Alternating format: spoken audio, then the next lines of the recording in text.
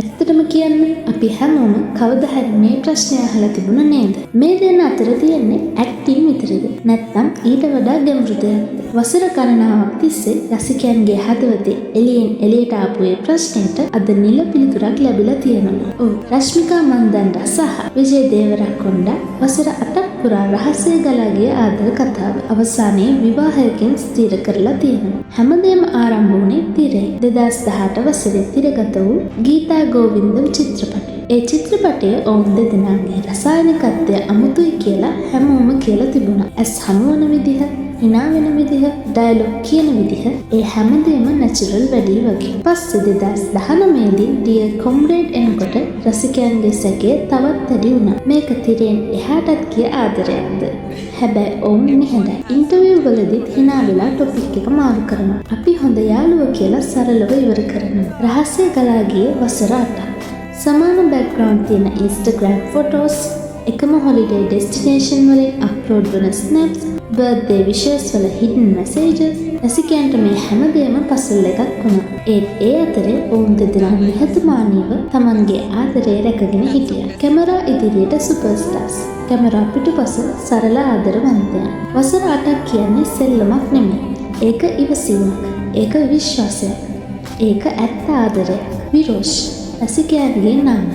ඔවුන්ගේ විවාහ තේමාව. රසිකයන් තමයි ඔවුන්ට නමක් දුන්නේ.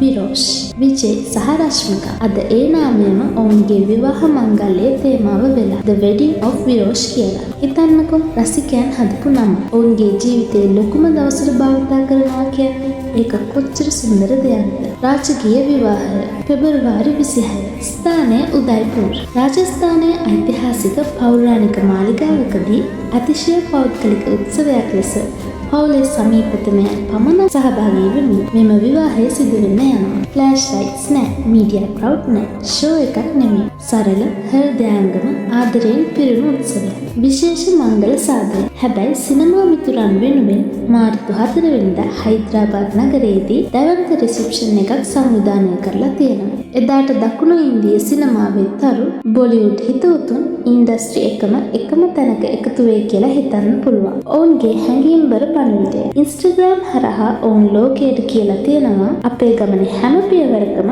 අපිට ආදරය කරපු ඔබ හැමෝටම ස්තුතියි. අපේ සතුට ඔබත් එක්ක බෙදා ගන්න ලැබීම අපේ වාසනාවක්. සරල වචන.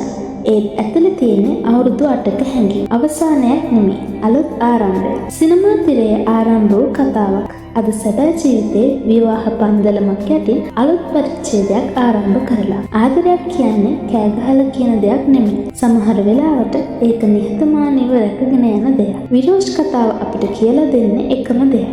ඇත්ත ආදරය ඉක්මනට හෙලි කරන්න ඕන නෑ. ඒක තමන්ටම විශ්වාස වෙලා තියෙන්න ඕන. අද ඒ ආදරය ලෝකයේ ඉදිරියේ නිල වශයෙන් ජයග්‍රහණය කරලා තියෙනවා. හොඳම ආදර කතාවන් කවදා හරි සැබෑ ජීවිතයේ සතුටින් ඉවර වෙනවා. විරෝෂ් රහස්‍ය ආරම්භ වූ ආදරය රාජකීය විවාහයෙන් ලොවම ඉදිරියේ පිලිසෙනවා.